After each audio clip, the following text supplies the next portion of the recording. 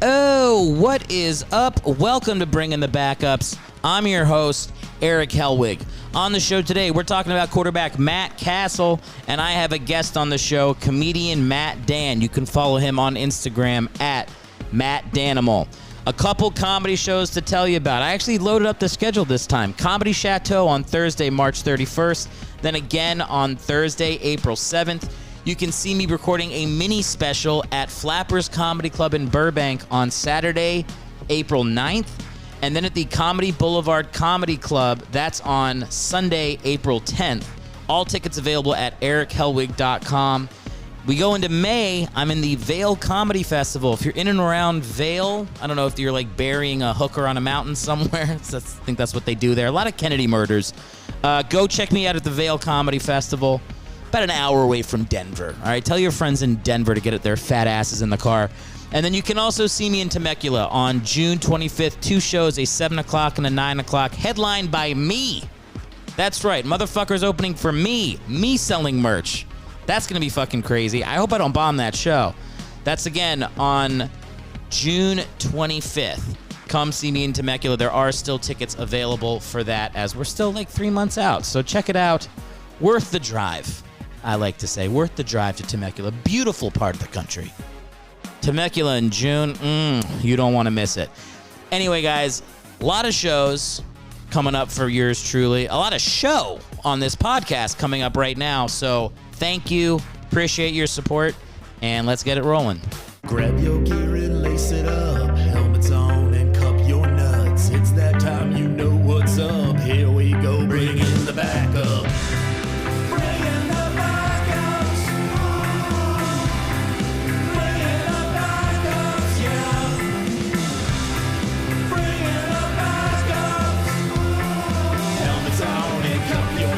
Don't think twice, bring in the backups.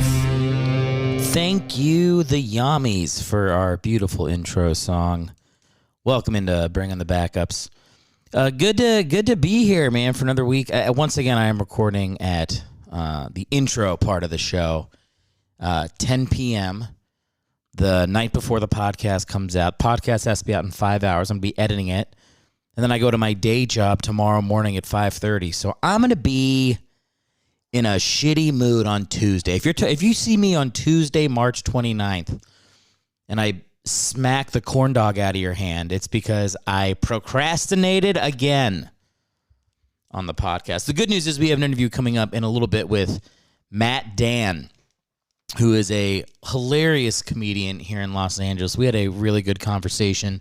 I'm going to keep this part up top short, not just because I'm recording it 5 fucking seconds before the podcast is due, but also because I don't want to have a 2-hour podcast, and we talked for a while. The conversation went. That's the sign of a good podcast interview, right? You tell somebody, hey, 45 minutes tops. You look down at the thing, we've been talking for 90 minutes.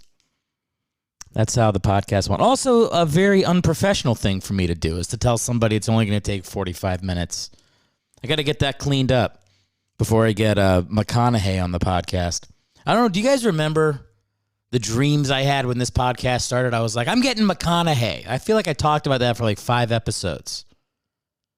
I'm getting, you gotta have dreams. You gotta think big and then be crushed and get disheartened and quit. That's a big part of this business. If I can give some advice, man, what a week it's been. First off, let's talk some sports, okay?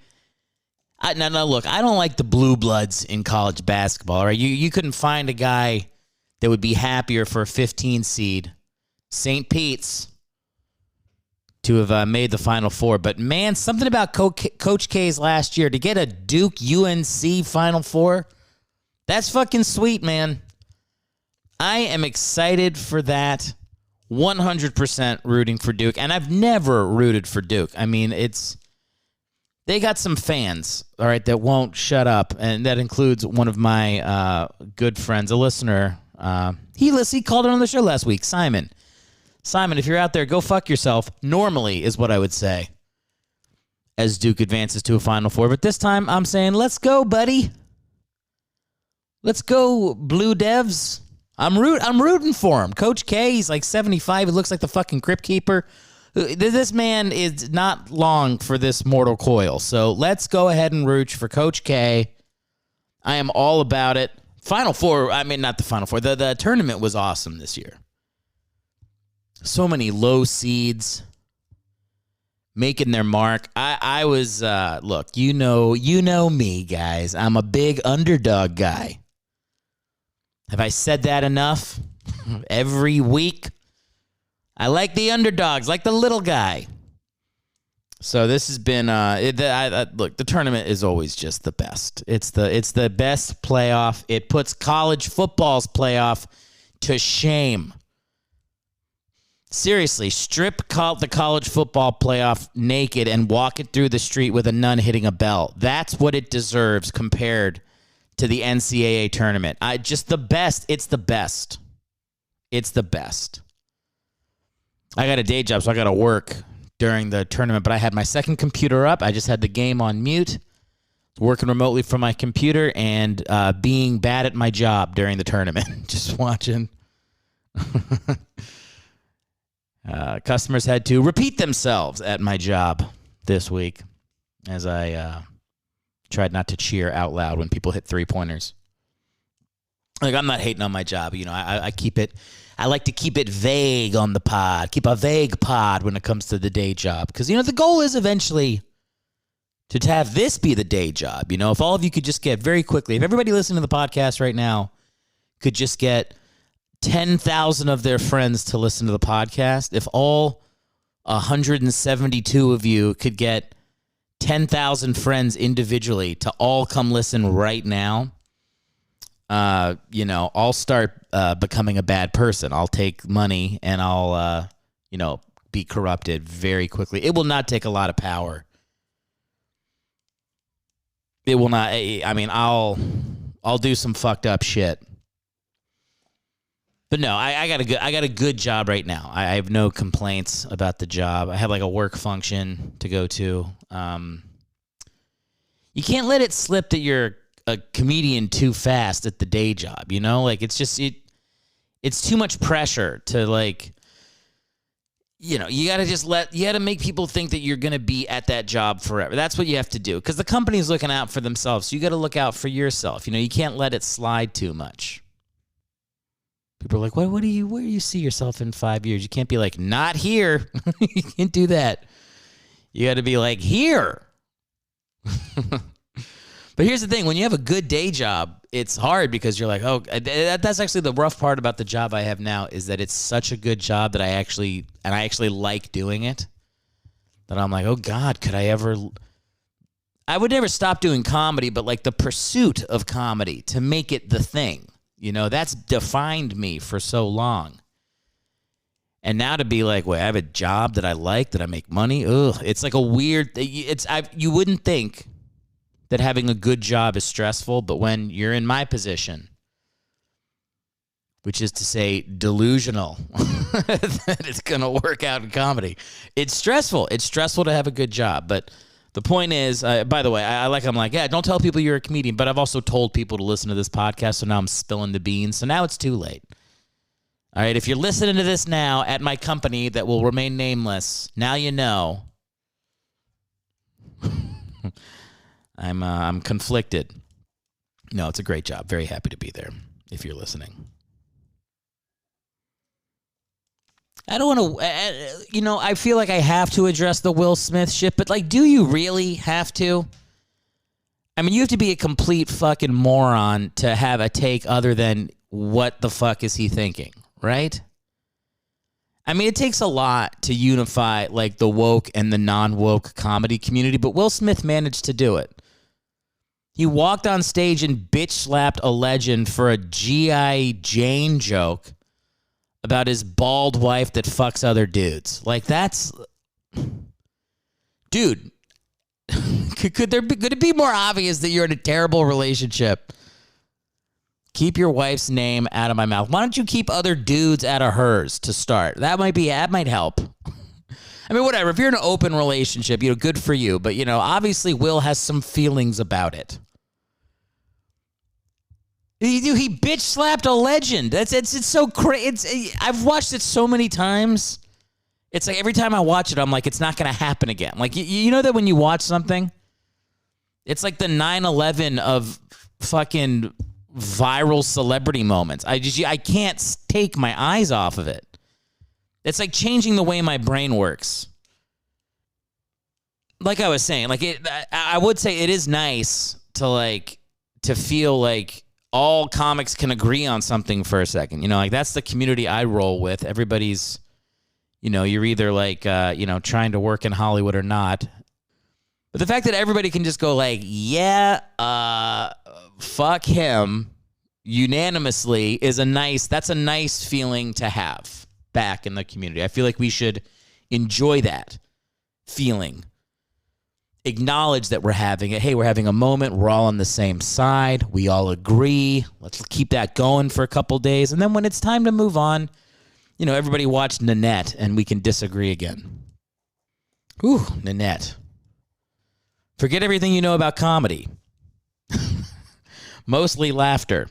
I think that's pretty much it. Like I said, I want to keep this part short up top because, like I said, we have a great interview with Matt. By the way, you can follow Matt on Instagram at MattDanimal. So imagine the last name. It's Matt, M-A-T, last name Dan, D-A-N-N, and then Emil, like animal. You got it. All right, great. It's a pun. I'm sure if you get a couple letters in, he'll pop up. He has a lot of followers. He runs the Comedy House Show in LA. You can follow them on Instagram as well. I'm not going to spell out Comedy House Show. I think you got that one. And by the way, you know, I guess while I'm saying like follow these guys that are coming on the show and support my guest, you know, tell them if you like the podcast, tell them, hey, great job. And if you think they suck, tell them, hey, you fucking sucked on Erick's podcast. I'm going to come to your house with a knife. You know, tell them that. You know, stalk my guests. Let this show be the beginning or the end of them in some way. I'm kidding. Don't kill my guest. No, support the guest. Support this show, by the way. If you'd like to support this show, you know what you can do. I mean, it's such a great thing to do. You can follow us on social media, Facebook, Instagram, Twitter. We're all there. Where all the kids are. You can also support the show by reviewing us 5 stars on Apple Podcasts. Wouldn't that be great? You can do that. Write a 5-star review. That does help. I know I say it every week, but that does help a lot if you could, rate the show 5 stars if you haven't already. And then lastly, you'll hear it with Matt. We go through some voicemails. I love getting voicemails from you guys. As my guest 2 weeks ago pointed out, yes, there's a couple plants in there, but also 2 or 3 of you every week actually call in, and it makes a huge difference. So that number to call into the show, 323-716-6072. Ask me anything. What's going on in the week? What's going on in sports? You got a favorite team? You got a favorite backup quarterback? You think I need to stop saying like so much on the podcast? Whatever you got to say. You got a little note for me? Go ahead, leave it on there. I'll play it. One more time, that number to call into the show, 323-716-6072. I got to get like an annoying jingle to make that number. You got to come out right, and you call in now. You call 323-716-6072, and that's what you do. Boop, boop, boop. You know, something like that. Could you imagine if I put some effort into that jingle? I'll get a Cars for Kids motherfucking something stuck in your head. Jimmy Lernin was I shouldn't say that guy's name, but it's a guy I don't know. I didn't even know the guy. He sang the Jiffy Lube song when I was a kid. My mom went to high school with him. So every time the Jiffy Lube song, she'd go, Jimmy Lernin. And he would sing, we're good to your car, so your car will be good to you. Jiffy Lube, every 3,000 miles, just bring it into Jiffy Lube. It's a pretty good jingle. I mean, I've crushed it. I think about it way too much. That's how you know. I think about it a lot. It was a good jingle. Like I said a guy's name. Usually I don't name names on the podcast, but I think I can name that guy. I don't even know. Jimmy Lernin.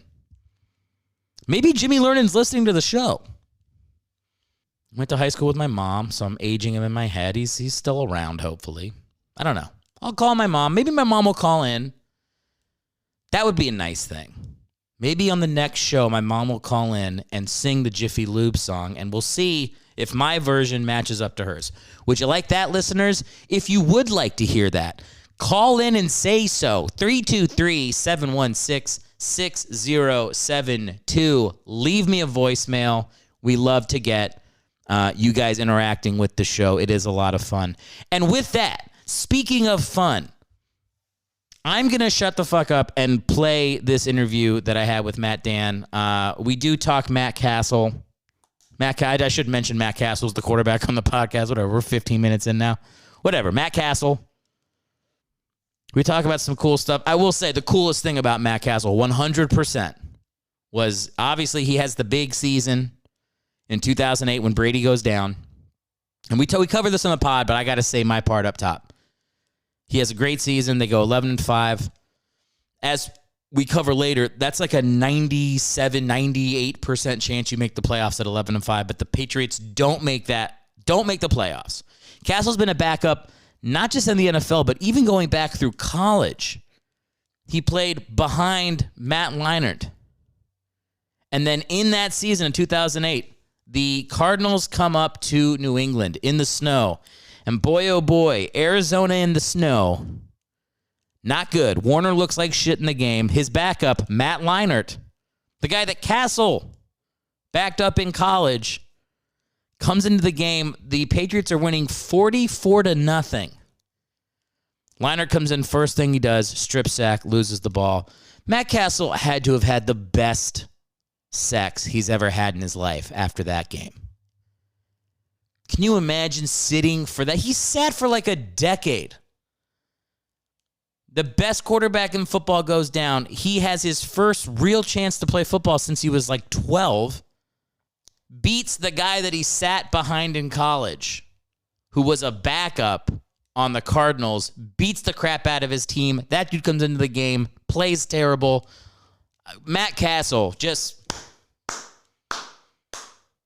Hell yeah, there should be more people clapping. All right, I should have a bank of people, like a little team listening right now of producers. If I did, they'd all be clapping. Wouldn't that be more impactful? Just picture this. But like 10 other people doing it. Wouldn't that be great? Something to look forward to in the future. All you need to do to make that happen is leave me a 5-star review and tell 10,000 of your friends, and I'll have a whole team making this podcast great. But until then, you got me. You're stuck with me, you fucks. Let's get into the podcast. Matt Dann coming right now. Thank you guys for listening, and enjoy our time we had with Matt.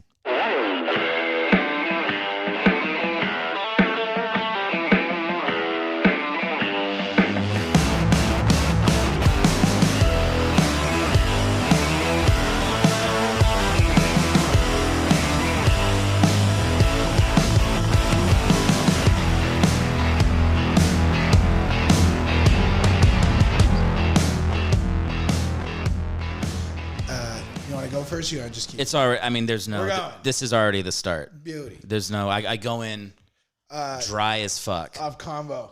Dry as fuck.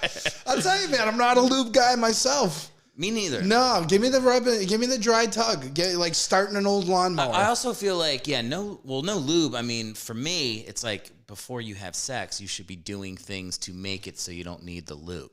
Sure, right? Sure, I get that, but also like for me. Is this going to left, right, or it doesn't fucking matter? I think you just throw it on. Just put it on. Yeah, but for me, lube's a fucking mess, dude. And, like, we're about to make a mess anyways. I don't need a fucking... I don't like it on my hands, and then I got to, like, wipe my hands on something afterwards. Plus, tell you what, I like a quality lotion. And I moisturize on the daily, bro. Fucking, your cock? Huh? Actually, I'll give the cock a good moisture. I head to toe, dude. I'll never forget a doc. I went into a doctor's appointment once. I was wearing shorts. And it wasn't even about my fucking legs. And the kid looks at me and goes, "Oh, wow, you've got dry legs." And then my wife goes, "Oh, wow, those legs are dry." Yeah. And so, like, I was like, well, I got a lotion. Fucking everything. Because if I got dry legs, I'm willing to bet that cock's pretty fucking flaky too. Dude, my wife is getting on me because she wants me to start doing, because I grow beards, and I'm like, it fucking itches so much. And she's like, clean your beard and do the exfoliant. Like, you have to, like, manage your face. She's right. Yeah, she wants to go to CVS and get me this shit to, like, scrub dude, dry skin and off. That's like your basic care.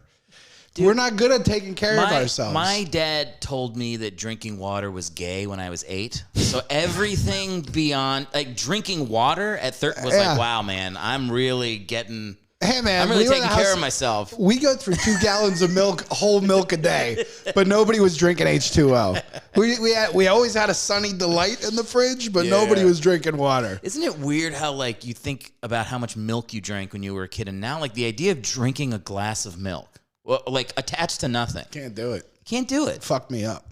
Yeah. I'm an almond milk guy strictly. And I know everybody's like, it takes like 2 million almonds to make a glass of... I'm like, listen, works for me. Regular. I would love to have a glass. I can't. As California burns, you drink a glass of almond milk overlooking it. And piss into the ocean.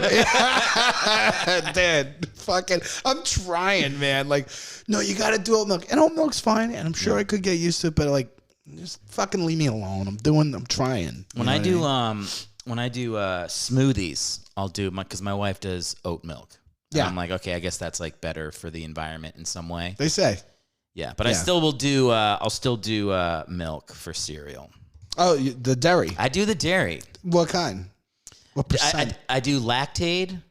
So it's like they take out the lactose, and I do 2%. What is it, just whatever makes you explode? That's what they take out of lactate. I got digestive shit. I have whatever lactose, can't have that. Or no, it's not that, but it's like it's like iffy when I do that, and then I have celiac. So you just sure. So like, my wife's celiac. Yeah. But with the lactose thing, you just you shit yourself, or you're like I just take in pain. You can take like a pill. Yeah, you can take not a pill, but like I guess it's a pill. I would assume it's a little thing.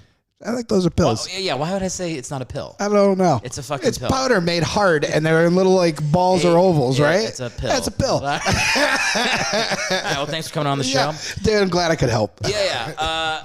No, you just take the lactate and you're fine. But yeah, the celiac stuff definitely. I can't talk about celiac on the podcast anymore. Why? Do you talk about it often? The listeners will lose their shit. I spent like the first season just being like sad about celiac disease. And talk about fucking sports or do comedy, you piece of shit.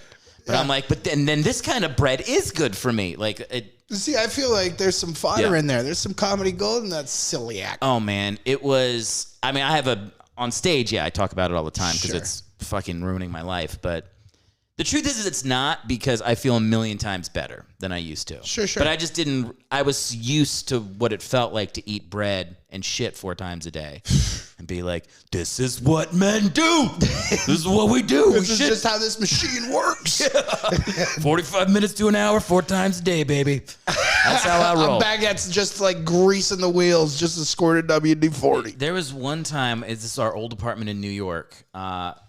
I shit in the bathroom, or just farted, and I was sitting down on the toilet, so it hit the bowl in a way.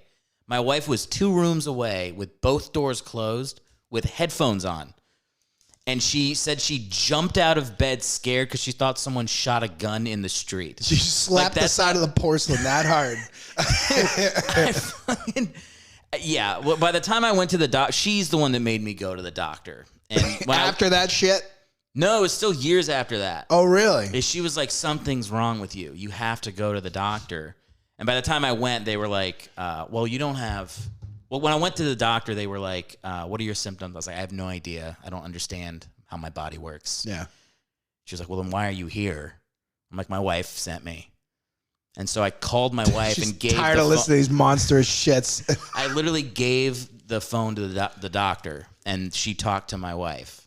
And my wife was like, yeah, it sounds like a fucking alien's being born out of his asshole 4 times a day. He's sick. So the doctor was like, well, you probably just have IBS, because if you had celiac and you're 34, you would be miserable, and you'd probably know your own symptoms. And then a week later, they call me and we're like, yeah, dude, full-blown celiac. And like full blown. And not like a mild version of it. Like they were like crumbs. Like you have to know what's in the kitchen. Like you have the AIDS version of celiac. I have full-blown celiac. I have fucking Matthew McConaughey Dallas Buyers Club version of celiac. Yeah. No HIV celiac for you.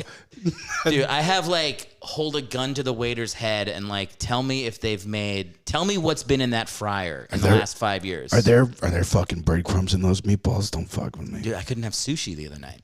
We went out to a sushi restaurant and they were like, sometimes there's breadcrumbs in spicy tuna. Oh, man. Yeah. That's tough. Like it's literally to that point where we go to restaurants and I have to pull the waiter aside or even get there early for meeting friends so I can have a conversation. Ah, fuck me. So I'm not like. Fuck that. I mean, you said your wife has it, but she doesn't sound like she has it that bad. No, not nearly. So the dietary issue with us, I have diverticulitis. And so let me guess what that is. Please, because I'll tell that to people and they'll be like, holy shit, how are you still alive? Diverticulitis. Yeah.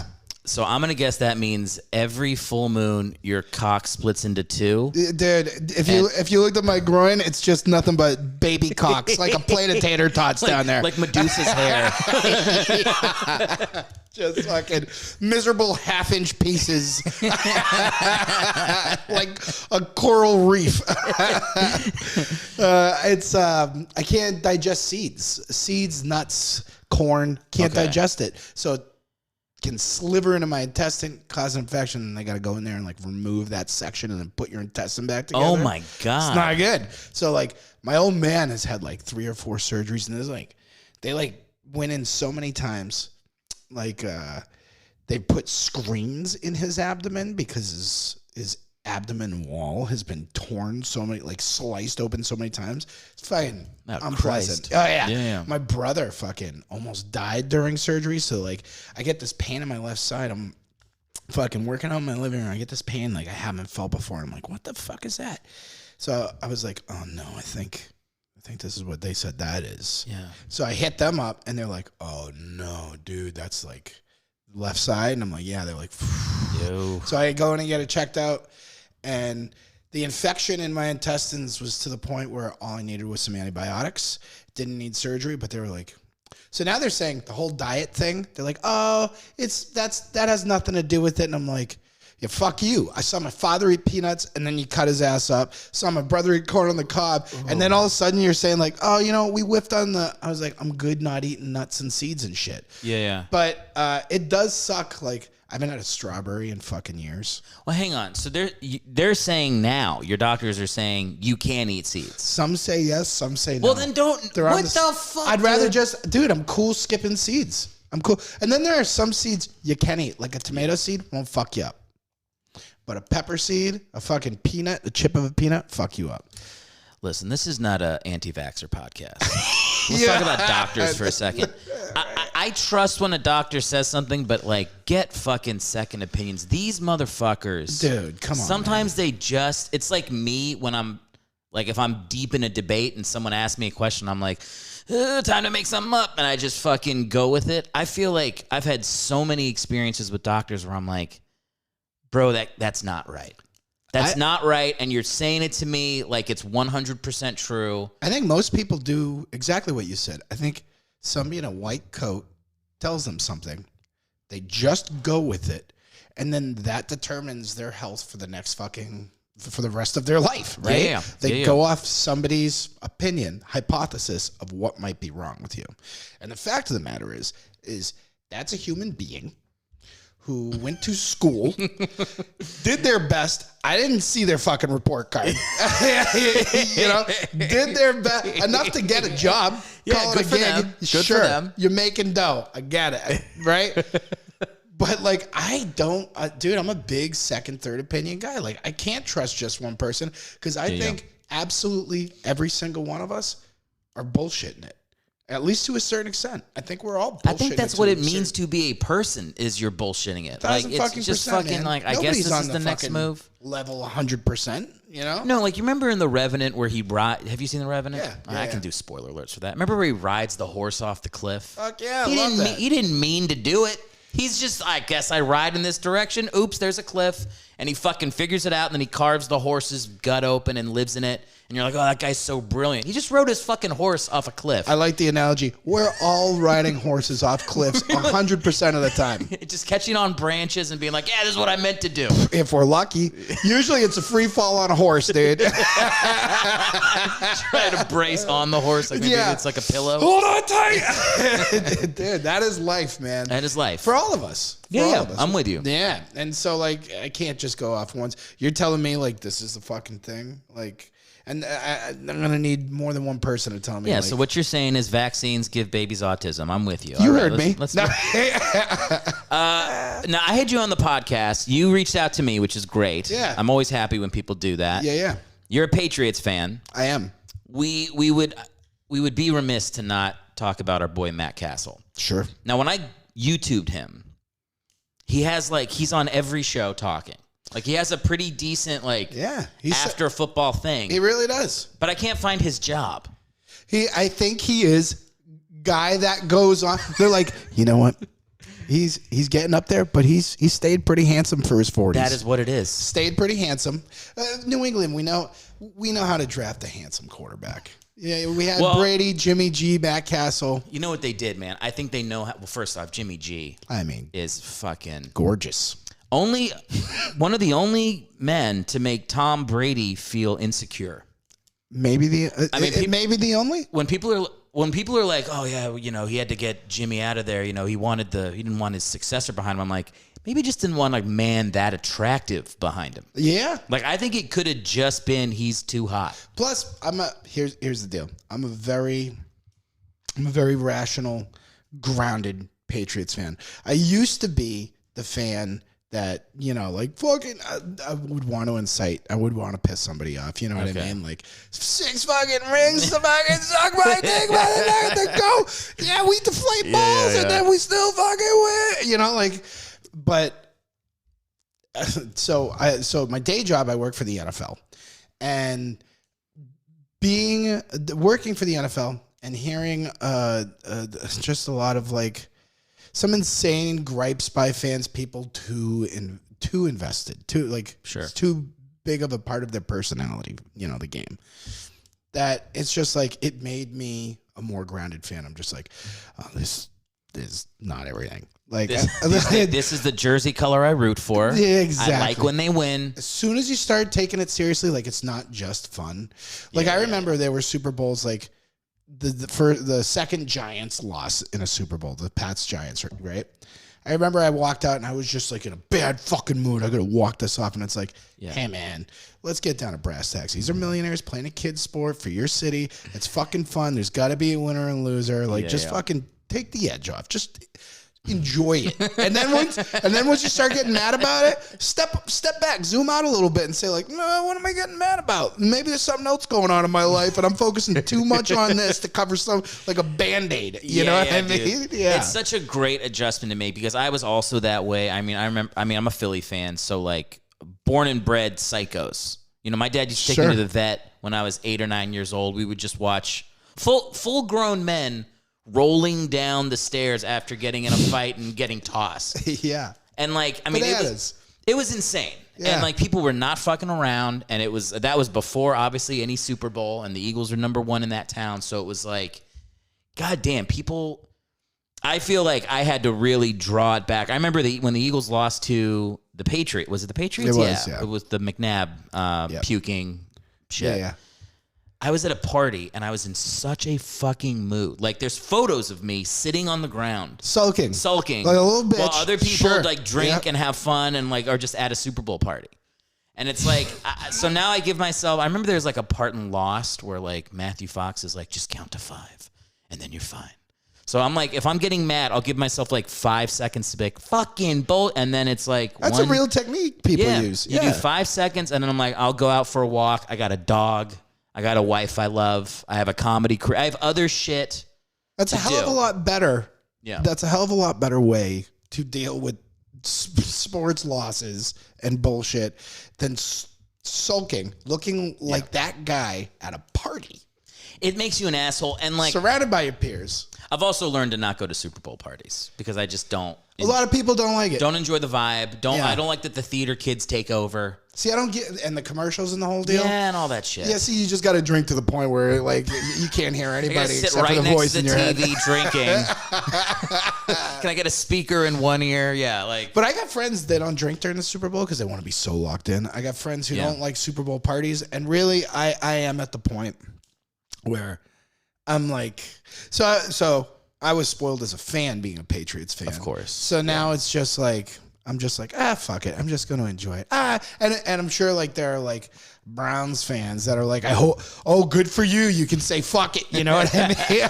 I'm like, but you know, like it is kind of nice to just be like, it's almost like I made my money. I'm just going to retire in my 50s. You know? You could probably go decades without a playoff success and be fine. Yeah. When the Eagles won the Super Bowl and they got rid of Foles, I was like, I guess they did it the year after, technically. But, like, it made me so mad because I was like, God damn it. It would have been the one time I would have been cool sucking. I just wanted to watch Nick Foles play quarterback for another 2-3 seasons in Philly. I'll tell you, I think that guy fit the system in Philly at that point a hell of a lot better than Wentz. I think he did. Of course he did. Yeah. And, like, it's obviously whatever. Yeah. If you go back and listen to me on people's podcasts after the Eagles won the Super Bowl, I was fucking calling that shit. But that doesn't matter. Like, I don't hate Carson Wentz or anything. We wouldn't have been where we were if he hadn't have played well in the beginning of that season. Sure.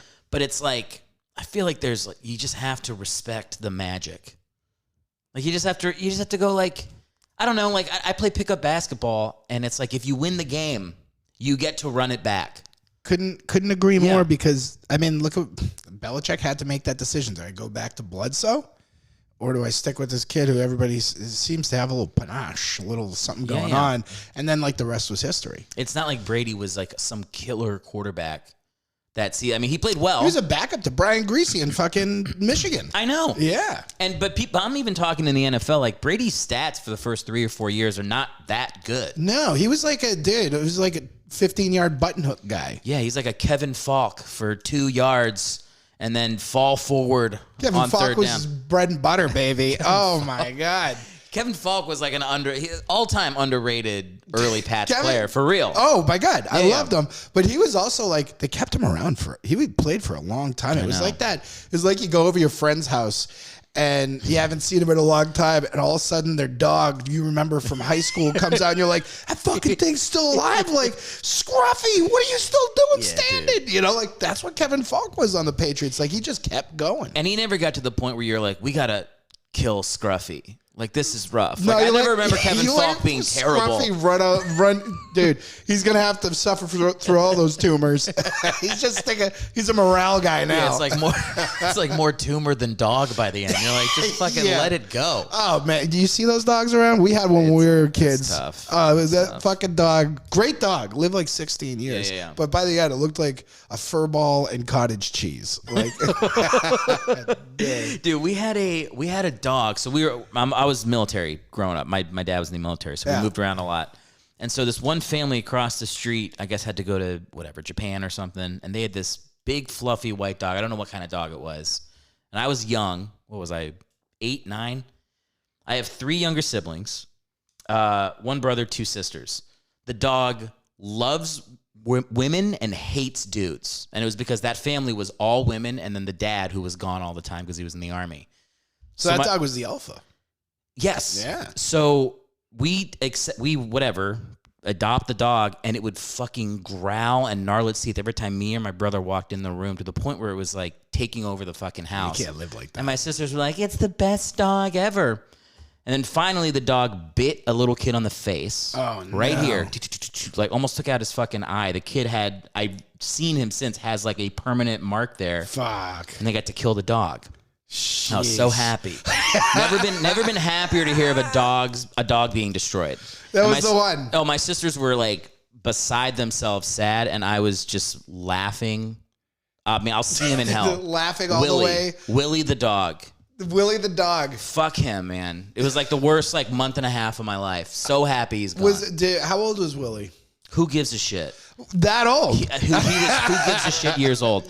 I have no idea. I mean, I was young enough to where it's like, I mean, I like dogs. Yeah. But he made me not want to ever have a dog. This is like a husky? No, because we had a husky later, and I love huskies. Yeah. He was like all white, really poofy, and he was fucking huge. So like, I don't know what kind of dog that is. Like a fucking, I feel like it's like, it's not Sherpa.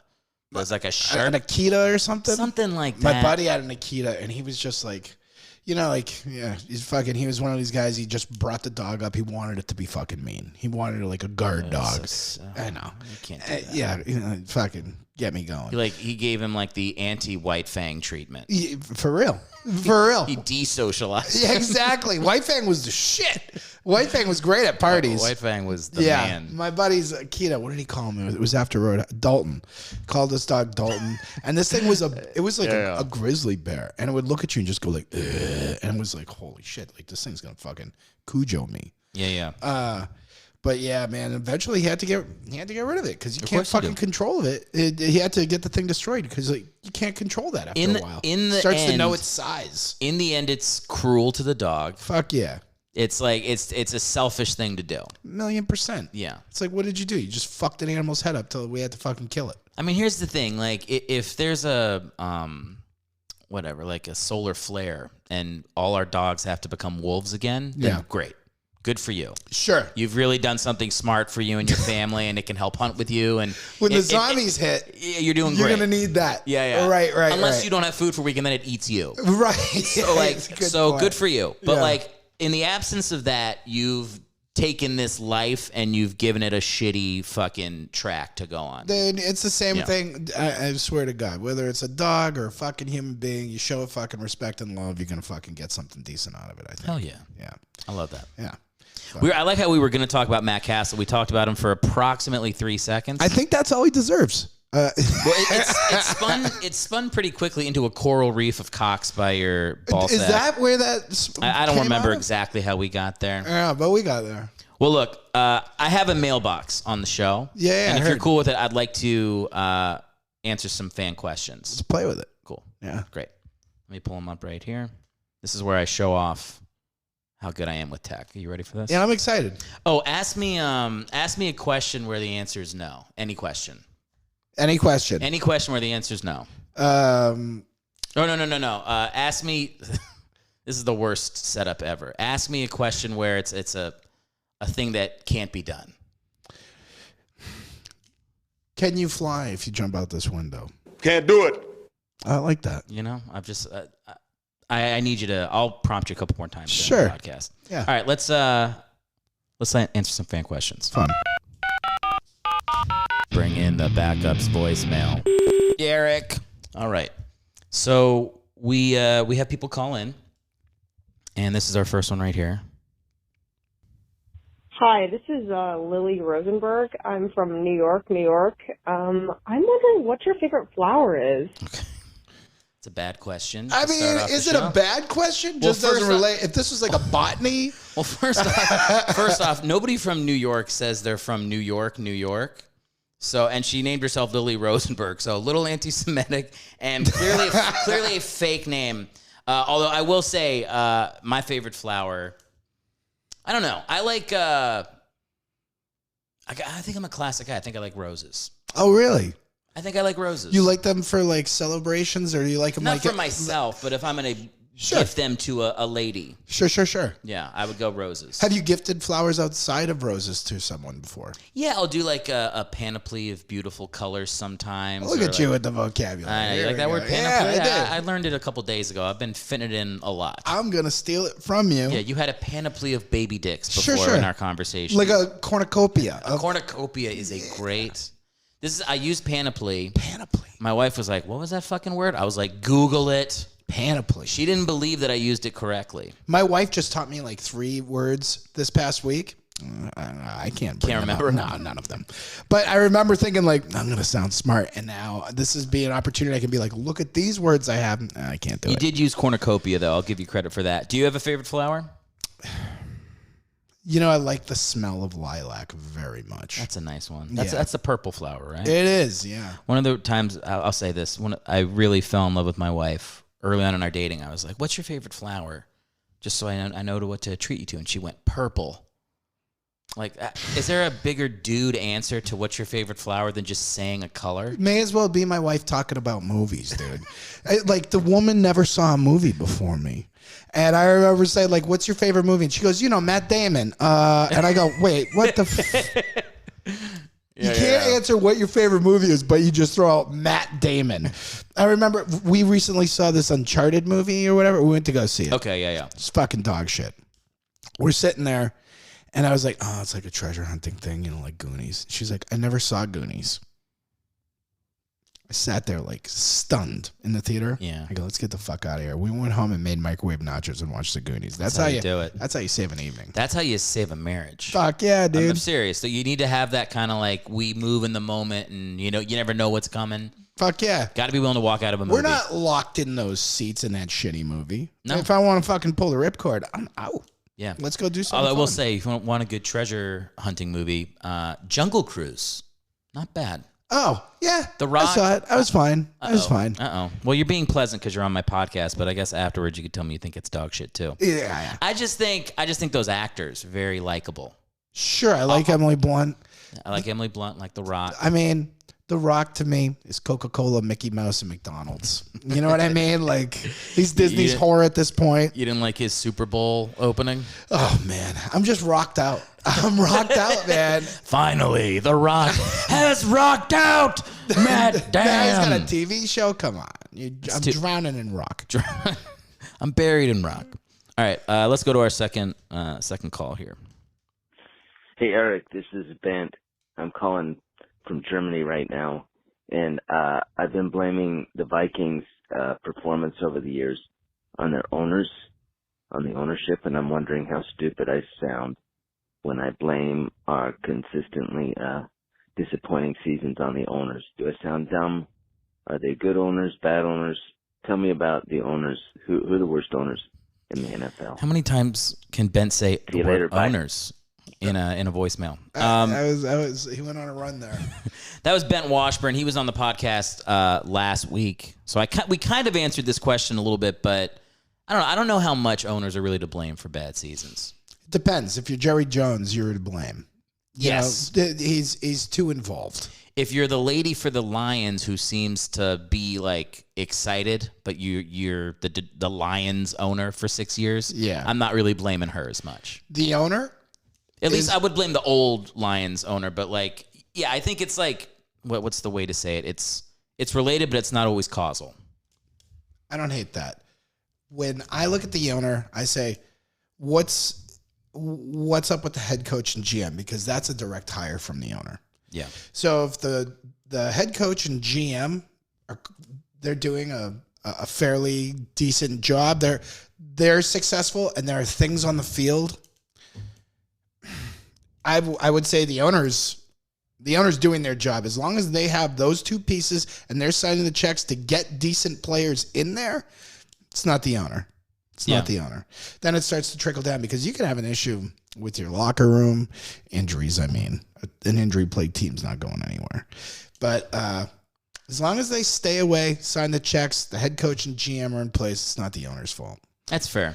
And I actually think of the Vikings, and I'm like, yeah, they haven't won a lot, but they have not had like stretches of being terrible. No. Like they've been competitive pretty much every year with a couple down years. Yeah. They're not unwilling to spend money. I don't like that they got that. I said this on the last week show. I don't like the indoor stadium thing. I'm like, yeah, you're in fucking Minnesota. Can we have a cold weather? So that isn't, I mean, do they still call it Soldiers Field in Chicago?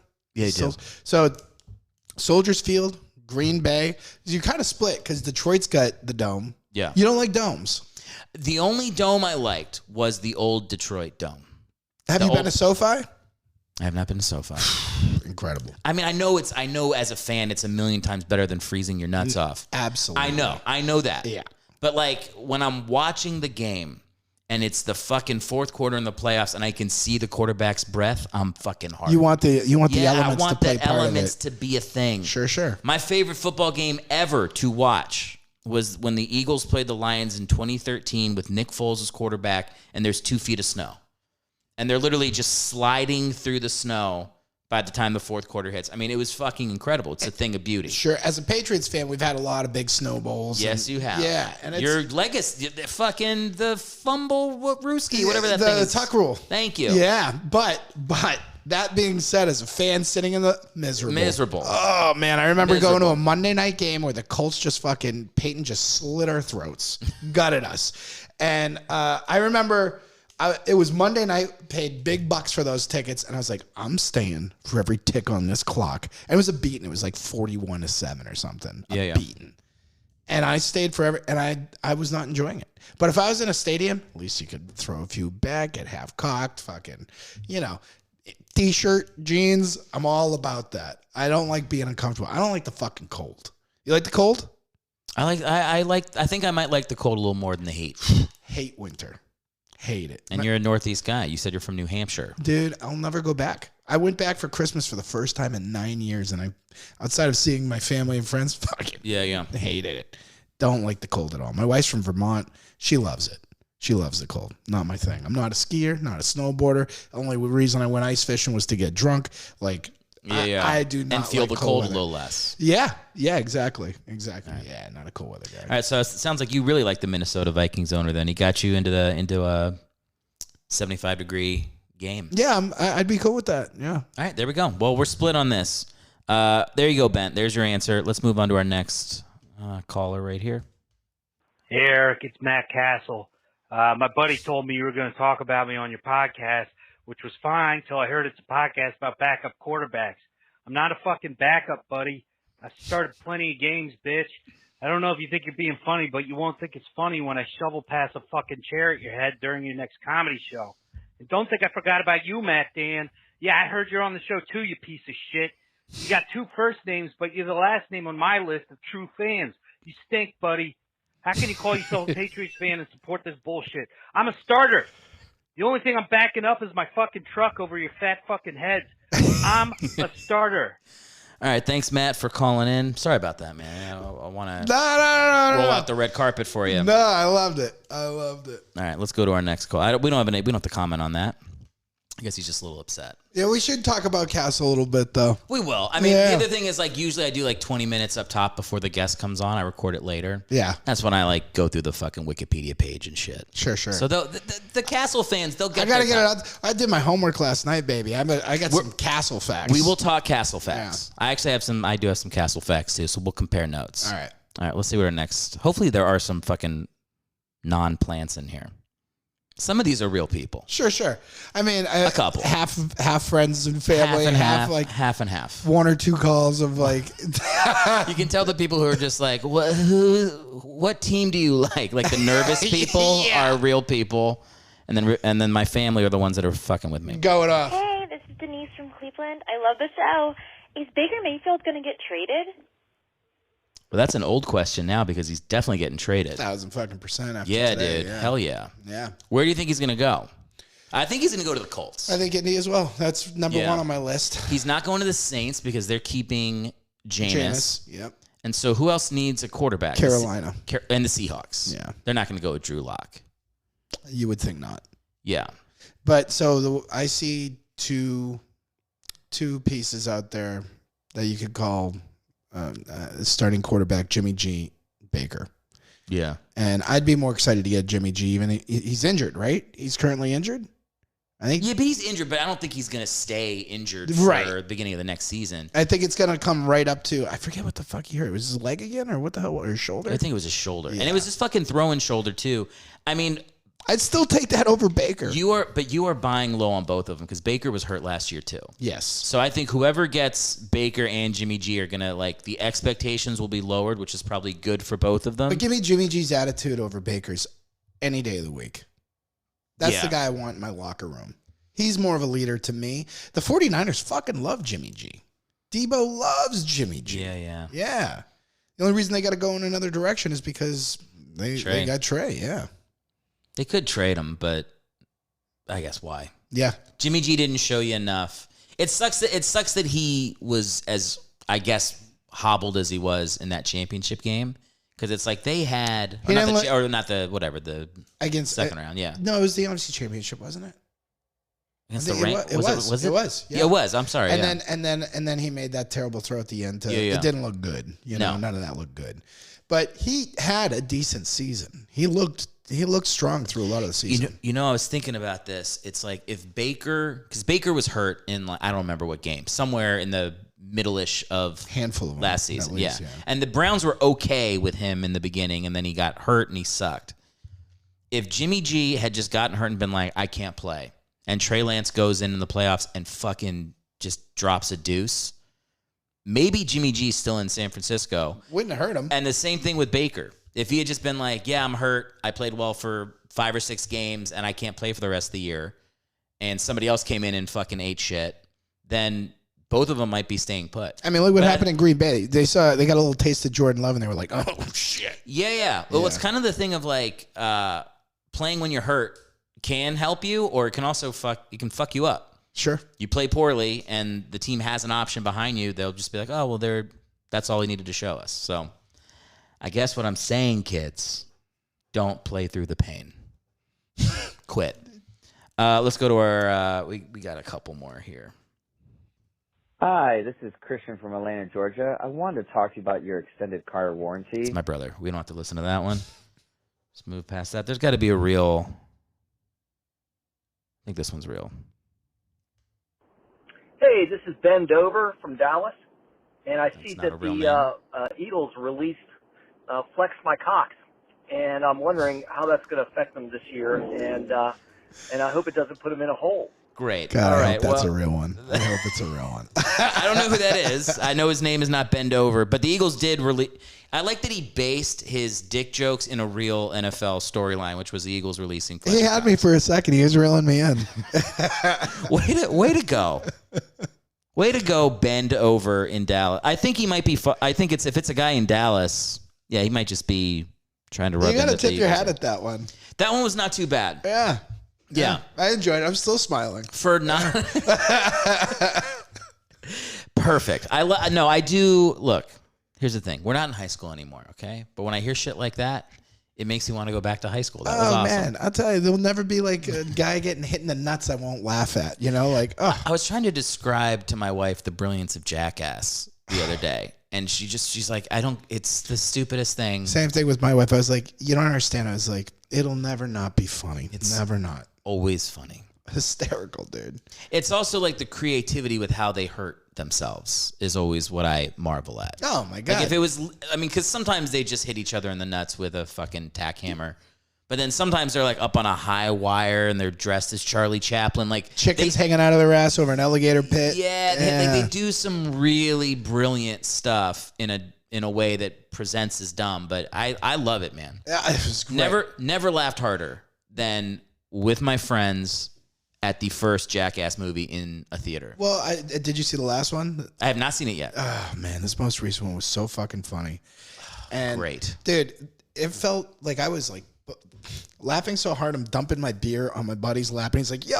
And I'm like, I just start dumping it on myself. and it just felt so good to be laughing in a movie theater again. Yeah. Like, cause like name the last fucking like hilarious knee-slapping comedy. movie. 10 years out, at least. Like a decade without like good fucking comedy in the movie theaters. You know what? I feel like there's been there's obviously been movies I've enjoyed that I've watched in the last 10 years. Mm-hmm. But I always wonder if it's just because it's our childhood and that's why we go back to them. But I'm like, will anything ever be better than Tommy Boy or Jackass or the movies that I watched? Dumb and Dumber, Ace Ventura. Like literally like. But like old school was fucking great. The first Hangover was a slapper. Fucking Wedding Crashers, another banger. Comedy, even through time, has changed. Still, funny's funny. It's just, man, there's nothing. Can I tell you a good one though? Yeah, please. Have you seen Popstar? Yeah, dude, it's great. Popstar's a good one. Hilarious. But what was that? That had to be 7-8 years ago, at least. At least. Is it? At least. Dude. It was a long time ago. I'll look it up. I got a computer right here. Let's race. This goddamn 4G.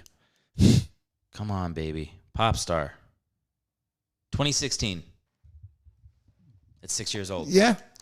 Fuck, man. I did not think it was that old. Yeah, it is. Yeah, I mean, I think it bombed when it came out. I think so too. Then people I think it had like 2 years of just being a bombed movie that nobody saw. And then it it got its second wind or something. It was like when video stores were still a thing, some movies would see they would get their fair shake when they hit VHS. You know what I mean? They got popular after their theatrical release. Now we don't have that. It's tough to do that. But this was one of those movies, I think after it came out of theaters, people were like, what is that? You know what I mean? And it was funny. It was funny. I didn't see it till it was on HBO. And then I was like, all right, I guess I'll watch this. And I was like, holy shit. Yeah. This came out 3 years ago. This is great. Wolves at the Wedding, very funny. Signing the dude's cock in the limo, very Hilarious. funny. There's some really... Their music's hilarious always. Yeah. I'm a big Tim Meadows fan. I think he's one of the most underrated SNL guys. Solid as they come. Solid as they come. Yeah. Yeah, you could be... That's a rock that I would build a home on. Solid as they come. All right, we're done with the voicemails. Bring in the backups voicemail. Erick. Now, do you know Matt Cassel goes by Cass Dog? No, that I didn't know. There's your first Matt Cassel fact right there. That's his nickname? His nickname is Cass Dog. Cass Dog. CASS Dog DAWG. That's a big late 90s thing.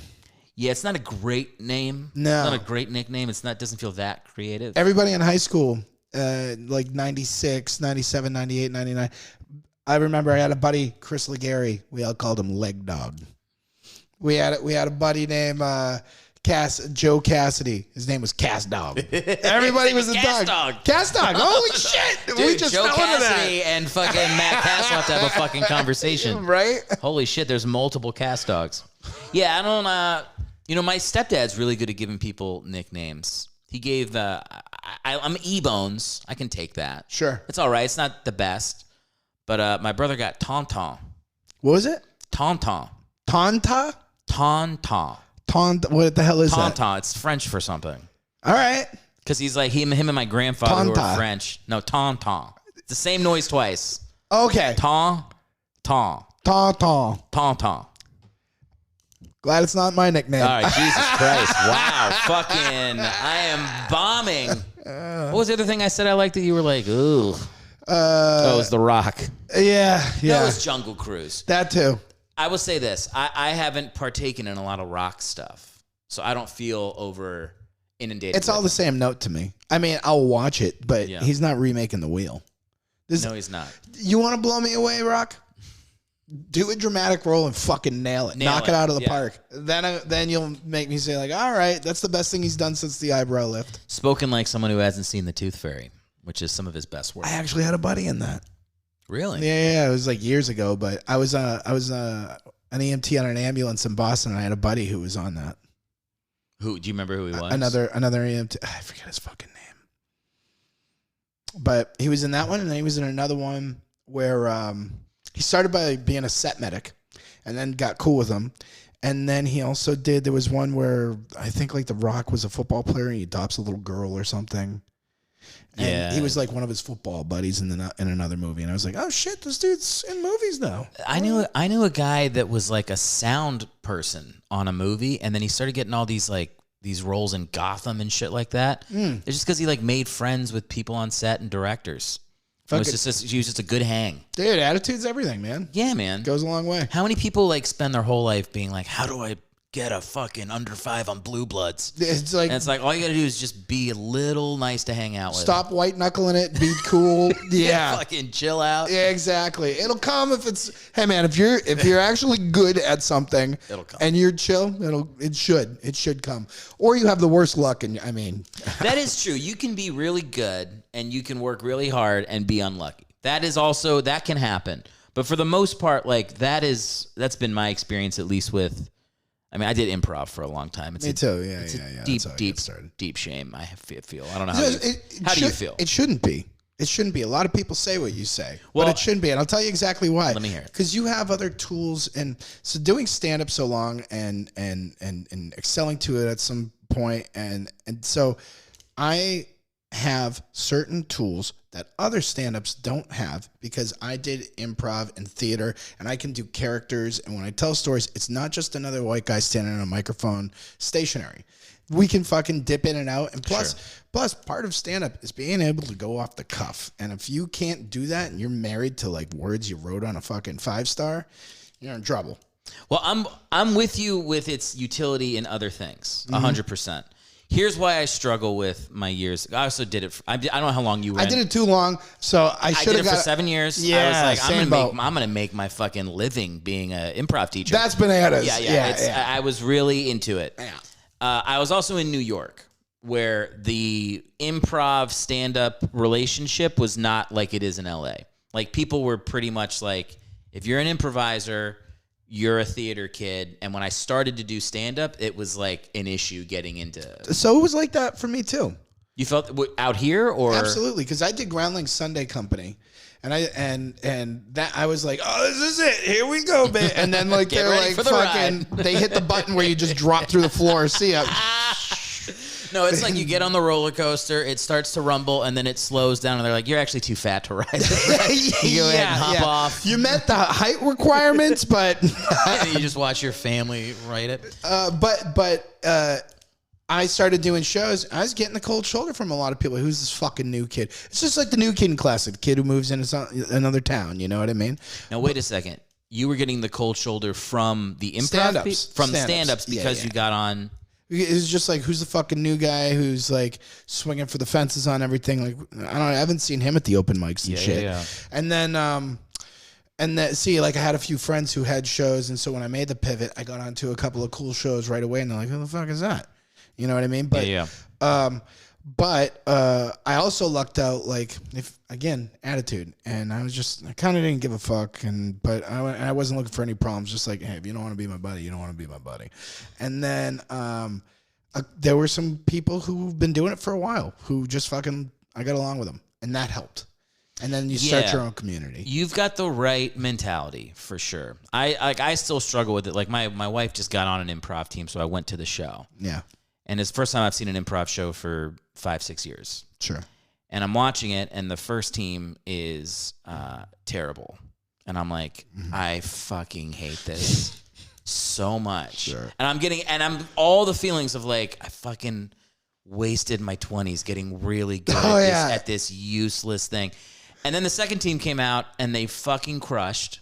And I'm like, it's a magic show all over again. I'm like, oh my God, are they? When are auditions? Are they coming? Like, I had like the pull to like get back into a little bit of a roller coaster. I'm telling you, it's like, I don't know. I overcooked my stay in improv. So I did the same thing. And it's hard not to. I didn't want anything to do it. Like doing Groundlings, you got to like put on makeup and the wig and the whole fucking deal, right? Just pain in the fucking ass. So many successful people come out of there, and it's like good shit for the most part. But doing that and then getting cut and then having to refine, like kind of recarve a path, I was like, I didn't want anything to do with it. I didn't want anything to do with like characters or sketch, and like just keep it away from me. And then it wasn't until recently is that a buddy was going for JFL characters, right? And I was watching everybody's character set, and I was like, you know, I don't know what fucking just kind of like washed over me, but I was like, I'm not so mad at it anymore. Yeah, I can fucking do this. I learned a lot of good shit. I met a lot of good people. And then it's just like, I don't know. It just takes one of those days. It's like, I don't know. It's just like, fuck it. I learned a few things. And most of the shit is the relationships you can walk away with. That's the biggest thing. Oh, I met my wife doing it. Exactly. Yeah. So and pretty much every friend I've made in comedy, even people that do stand up, are people that at some point I did improv with in New York. There you go. So yeah, I hope to get there. You know what I didn't have is I haven't. You said you were watching your friend doing a JFL character showcase, and that kind of sparked it in you. When I left improv, I was cold turkey. Like, I did not watch any shows. I was like, so I feel like now that my wife's on this team, I'm probably gonna end up seeing shows for the next couple months. 1,000%. I'm hoping it's gonna I'm hoping it's gonna like loosen me up to be like, it was a fun time. Yeah. There's no reason to be mad at yourself. I subscribe to fuck it a lot. And it's just I say this to myself. This is me on me, but I'm like, oh, just let it go, you little bitch. Like, what are you so fucking mad about? What are you fucking mad about? Shut the fuck up. Who are you to think it should work out for you the way you wanted it to work out? And I'll tell you, man, the older I get, the more I'm like, oh, yeah, it's not going to be at all how you thought it was going to be, pal. Like, yeah, we're well off plan A. Exactly. Yeah. Exactly. Just start being fucking happier. How about that? You know what I mean? Like, stop being a pussy little bitch and just like, you know, try to at least be like, you know, I got it pretty good. I'm doing okay. Yeah, like go to therapy. It doesn't hurt, man. I did it for a while. Doesn't hurt. No. In fact, I would say helps. Yeah. I'm with you. Yeah. Now, I gave you a Cast Dog fact. Yes. You said you had Castle facts. So, I know the story. So, it's pretty interesting because, like... Let me hear it. Dude, I'll tell you, man. I think this guy... So, if you want to say Brady is the best backup of all time, super duper, totally get it. Kind of. But he wasn't a backup for all that long. Exactly. So, Matt Cassel, right? He was second fiddle. And then Bernard Pollard. Okay. So, he was second fiddle at USC. And he and Matt Leinart, who is maybe one of the best collegiate quarterbacks of all time in history. Like, it's pretty outstanding what he did at USC with Pete Carroll. But, and it was like, I think Reggie Bush too, right? He was on that team, I think. He was. I don't think Cassel only played. Did he even start in college? Or it was like the one. Cassel? Cassel never fucking started. That's what I was saying. I know. Never started. Yeah. So he's been a backup all through college, stayed busy with like fucking baseball and other sports just to like stay in it. And then did not stand out at the combine, had an okay combine. So then he had a pro day, and half the teams in the league didn't even go. And then those that stayed around, like, swarmed him like the hot chick, asking for his number, to the point where his parents are standing there watching this fucking weeping, like, it's been 5 years and he's finally having his day, you know what I mean? Yeah. So then, because he was a 7th round pick. Like, think about that. Later than Brady. Yeah. Crazy. So, Pats take him, and still nobody knows who this kid is. There were a bunch of no-name like quarterbacks that went well before him. They take him, kid who never even, I don't even think he threw a touchdown. Forget start. I don't even think he threw a touchdown for USC.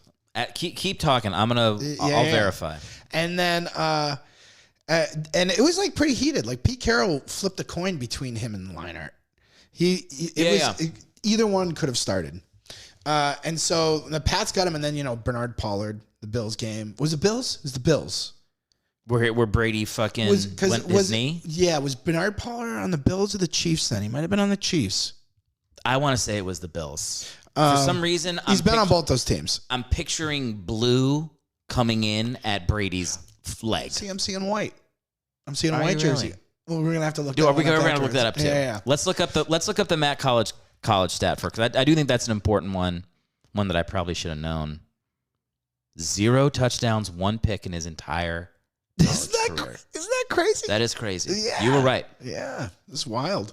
And then, so then Bernard Pollard happens, and that Patriots team goes 11-5 with Matt Cassel. I think it was week 5, maybe week 4 or 5 on. Matt Cassel takes it over. No. It was the first game of the season. Oh, it was like it was the first game of the season with Brady. That's right. Yeah, he started the whole year. Season. Yeah. So I actually just watched the first down he comes in. He's backed up into his own end zone, right? Running play, doesn't go anywhere. Another running play, loss of yards. Looks like, I think it's KC, had like the top 5 secondary in the NFL. So the announcers even are like, oh, they're not going to let Cassel throw it on this one. Launches one to Randy Moss for like 50 yards. Yeah. His first drive in the NFL, he went 98 yards, scored a touchdown to Randy Moss, and 78 of those yards were his through the air. That's how he came on, man. Imagine how pent up you are. That's like a Mormon having sex after getting married at 26. You're like, you fucking blat. Like, she's on the wall through the on the other side of the room. There's like a her-shaped hole. I'm telling you, man, like, imagine that. I mean, and also, like, the fucking, like, loyalty to stick at USC. Crazy. When you don't have, I mean, you just think about what college football is like now, dude. It's like the guy behind you throws a touchdown. You're like, yeah, portal. Yeah. Portal. I'm out of here. I'm out. Yep. I'll see you at Kent State. Yeah, Kent State. See you at Tacoma. See you. Yeah, exactly. So, like, I mean, you have to have a lot of respect for, like, how he waited. I mean, that's the true story. The true story of a backup. I mean, talk about a guy earning his starts. Matt Cassel, the king of patience, no question. King of patience. Earned all those spots on the Rich Eisen show, as far as I'm concerned. You bet your ass. Yeah, were we saying that before we started recording? Yeah. he's on every show. He really is. But he doesn't have a job. And he's still a handsome devil. No, I think he's in his finished basement half the time, and he's just like he looks like his wife's cooking dinner or something upstairs, and he's just like squeezing in a quick 12 minutes just to shoot the shit with the fellas. Good for him, man. I'm sure he's got a TV thing coming. I mean, he must, right? He's got it. He's gonna be like a guy. Yeah, because he's likable. And there's a million college football games. At Absolutely. some point, someone's gonna be like, the MAC needs someone to call their Maction Tuesdays. Well, speaking of college, right? So, like, the guy who started in front of him, Matt Leinart, was drafted by the Arizona Cardinals, who had, like, you know, a Kirk Cousins he was at the end of his rope. You know, what he did in the NFL was a cool story, is great. Shit, they made a movie about it. But, like, they drafted Leinart to come up behind him. And so the last game of the season was Patriots Cardinals. And so it was like the guy who was always in front of Cassel. And like they started Leinart over Warner for that game. And I mean, fucking Matt Cassel just poured it all over him. I think it was 47-7. Like there was, you want to talk about letting out the demons. God. Nutting people through walls. An anger nut. Oh, my God. Mean, and I'm sure they were friends and close, but that's got to be the most fucking satisfying thing. Oh, dude, that was it. I mean, it's also, they must be the only 11-5 team to not make the playoffs in 2008. That's got to be a record. Here's a fun one. So they did extend, they've been extending the season longer and longer since then, right? But at that point, if you went 11-5, you had a 98% chance to make the playoffs. That's so brutal. And that to me is that's his life story, man. That's such a bummer. It really is. Yeah. I mean, because like I mean, does he have a playoff start after that? I have no idea. Oh man, you just did your homework last night, Matt. So I know. Do we have it? So after that, he went to KC, and he had his first season in KC went terribly.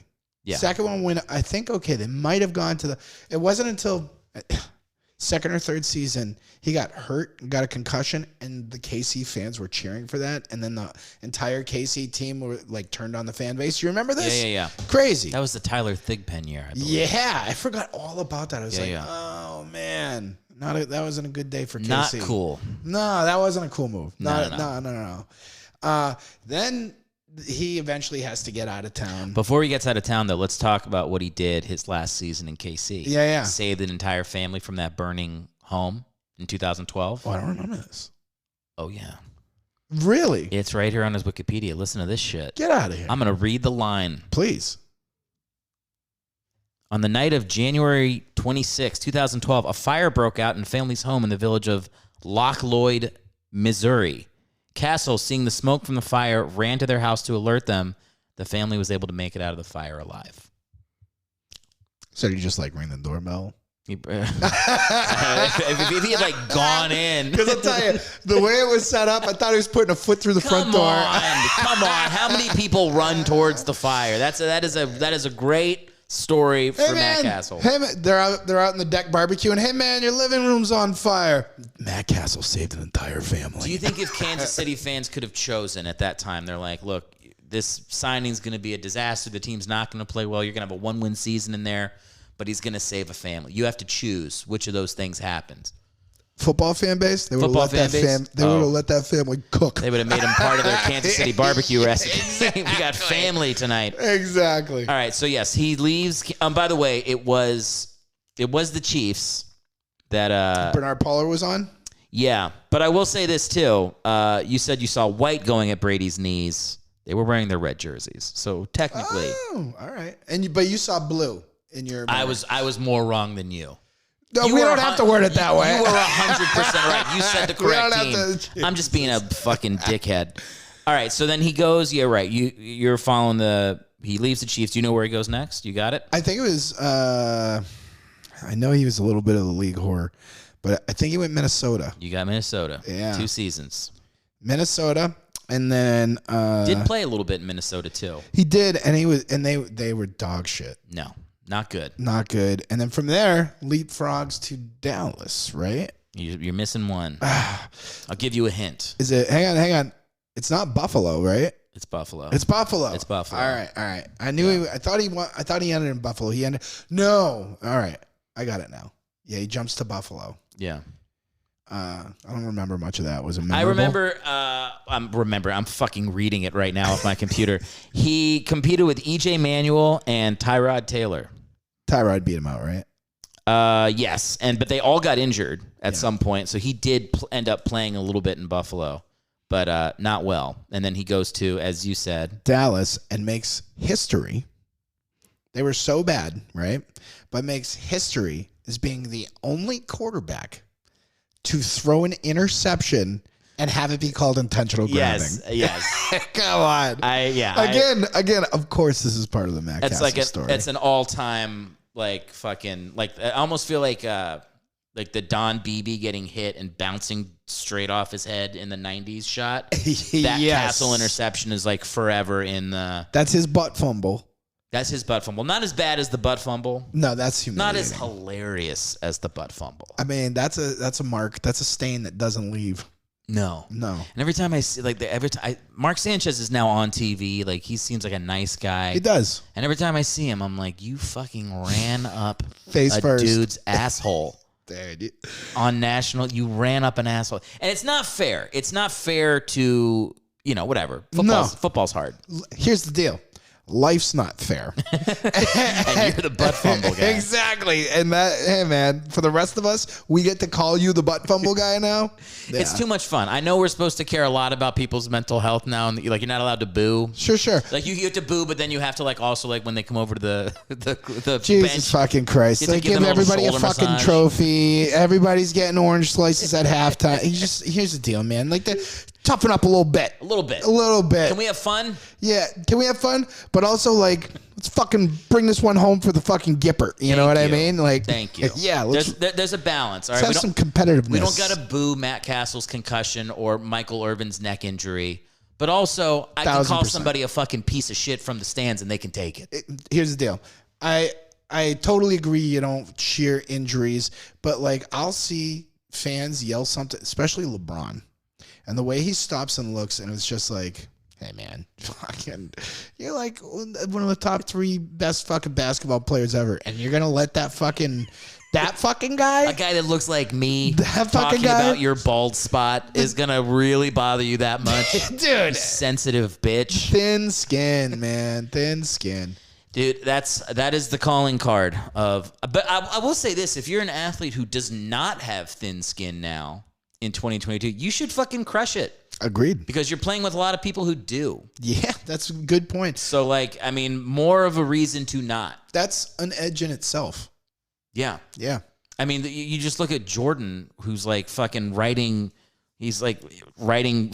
He has a notebook and red pen of stories he made up just to motivate himself to beat the Jazz. And he's literally inventing reasons to hate people. Yes. And you're okay, obviously he's mentally ill, but that's the price of greatness. I agree. Yeah. I agree. You have to be obsessed to a point. Well, you're a Patriots fan.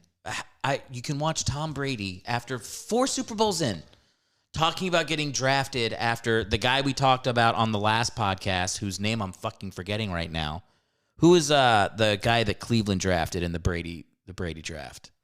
Oh, God. Oh, it's like a French name or something, it starts with a D. I literally just did a podcast. I heard you talk about it. Yeah. It was the podcast Spurgeon wins. Spurgeon. Okay. He's literally, it's like a documentary on Tom Brady. He's won 4 Super Bowls. And he's talking about Spurgeon win, and he's talking about not getting drafted until 199 or whatever it was. And he's ugly crying. And it's dude, this guy lives on the fact that Spurgeon win was drafted ahead of him. For sure. Yeah. It's Gio Carmizzi or whatever that fucking guy was for the 49ers. It's like fuel. And now people take fuel and they're like, why are you giving me fuel? My feeling. And it's like, here's the deal. Everybody's got feelings. I get it. Okay, great. Just fucking quit your whining. Fucking get angry. Get fired up. When I was a 15-year-old, I went to a Baltimore Orioles game and I was telling Cal Ripken to hang it up because it was time. Sure. Man had been at third base for like 8 years. Couldn't do anything. He's got a different batting stance every fucking time he comes to the plate. I was letting Cal have it. And people were getting mad at me. And it's like, you know what? This is how he became great.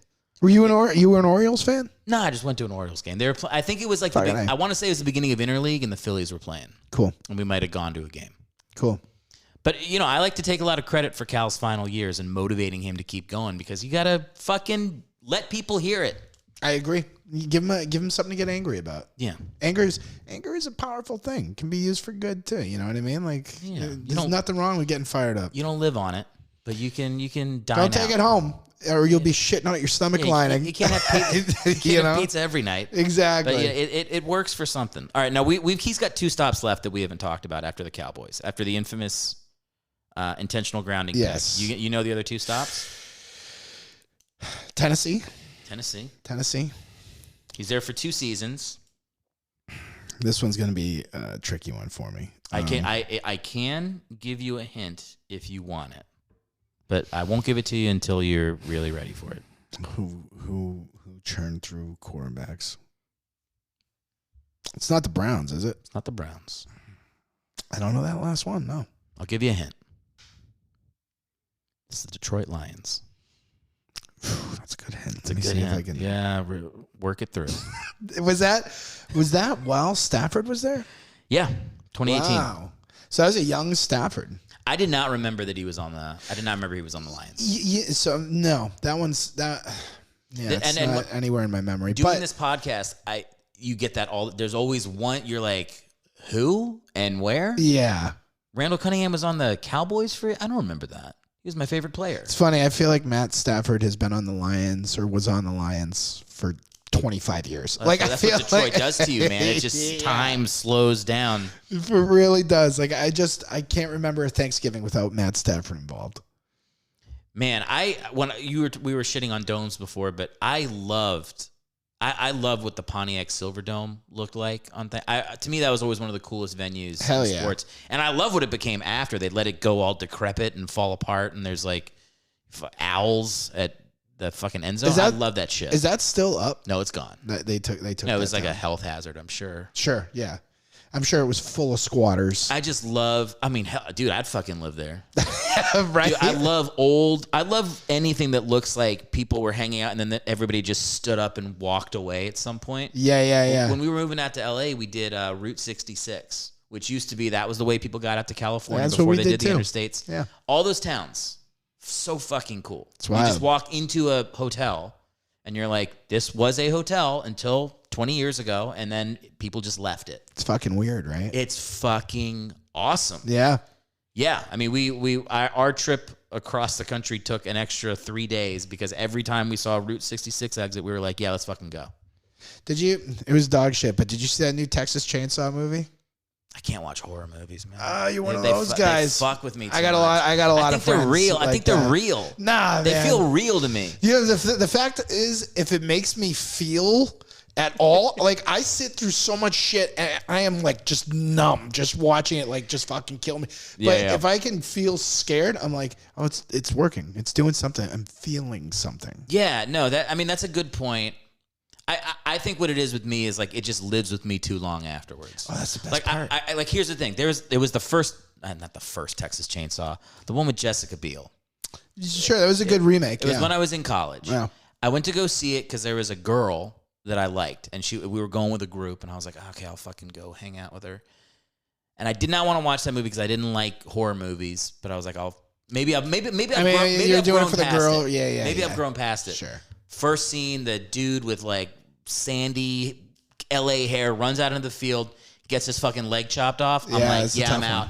And I fucking left the movie theater, never hooked up with that girl. I was like, you know what? Not even worth pretending like I'm going to be good for this movie for another hour. I'm good. One of the few, I've only walked out of 2 movies. It was that and the second Mortal Kombat. Those are the only movies I ever watched. Those are the out. only ones, man. I have ones. walked out on a shit ton of. I don't waste my time. If I'm like, oh, this is a piece of fucking shit, I'll go get a beer. How long do you give it?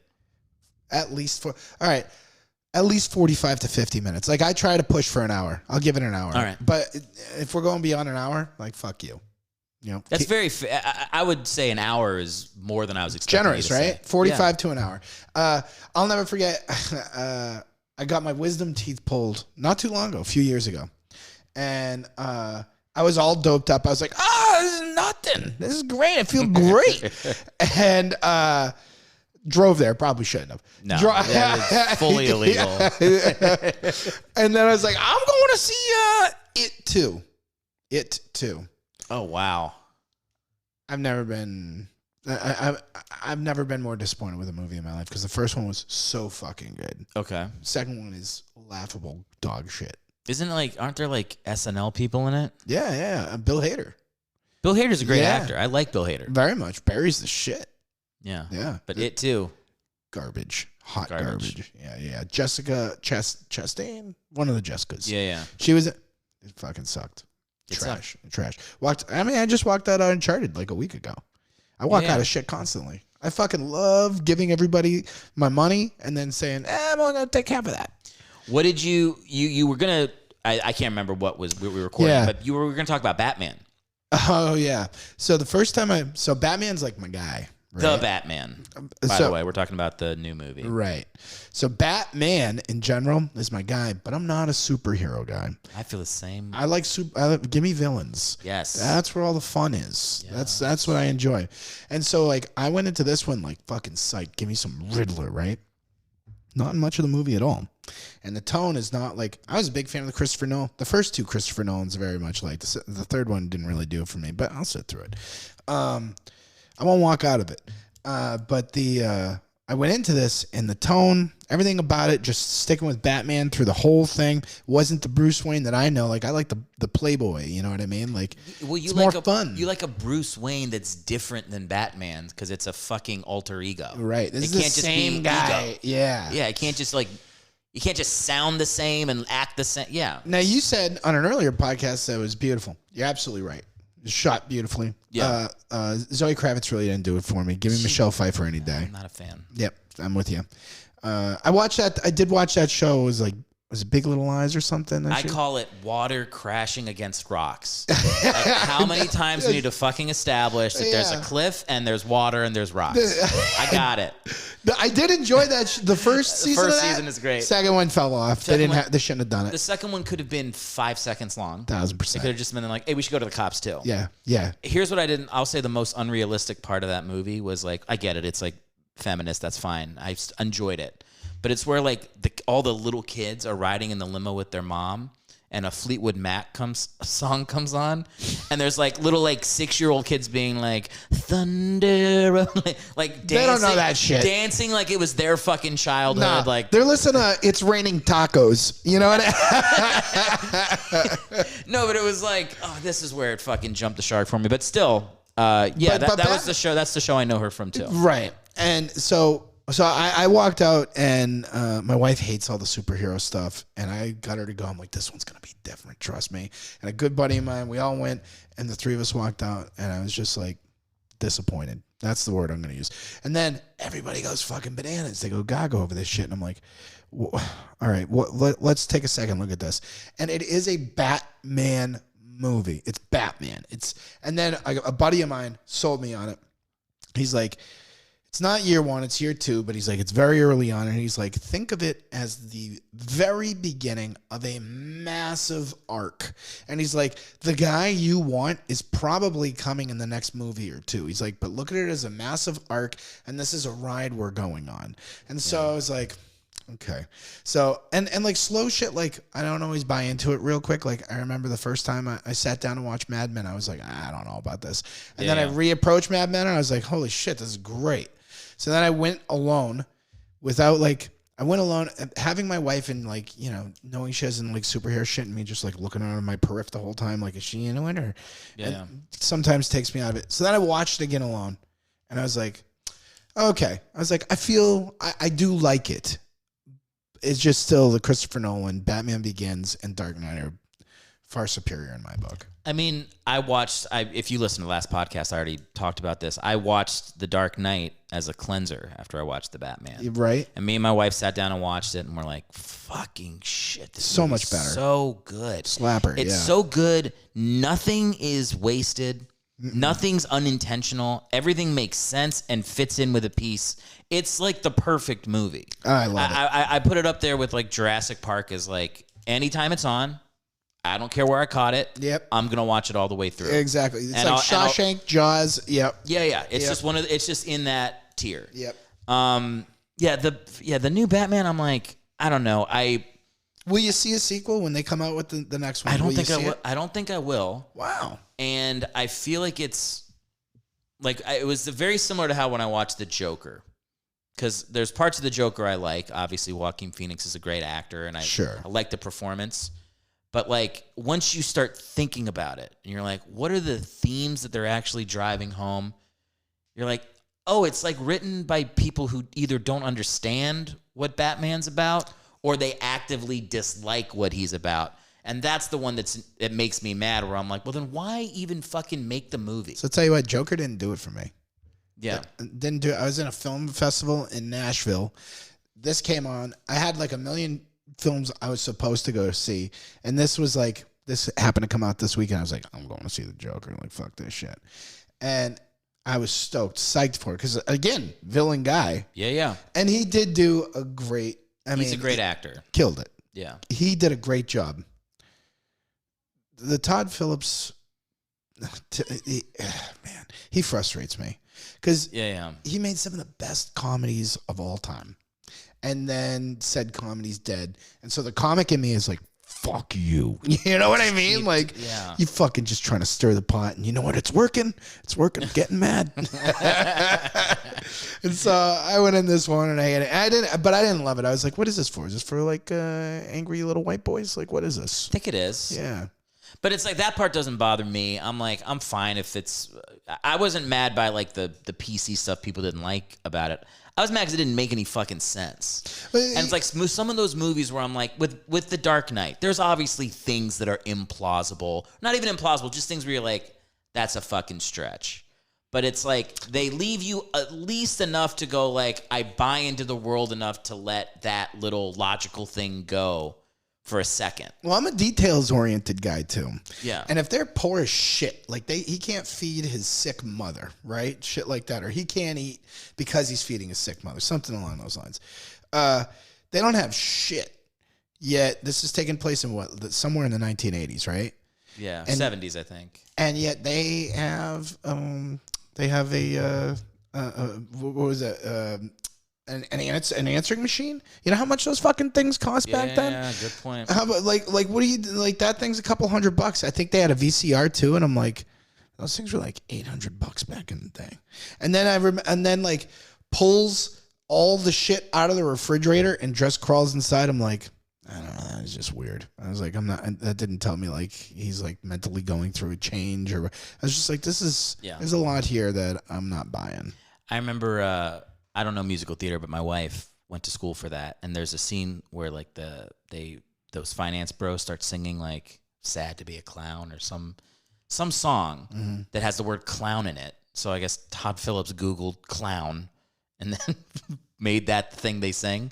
And my wife was like, that's a barely known musical from the 1960s. I don't think a lot of finance bros are like big musical theater buffs that would know the words to like the second chorus of a song like that. Like that's not. It was weird. It's not a popular thing. Nah. It's like little stuff like that where you're like, oh God, like I didn't mind when it was old school because it's fucking hilarious. I don't care if like the scenes don't match up perfectly or if whatever what do you call it when somebody's got a drink in one hand and then it's in the next hand the next shot. Yeah.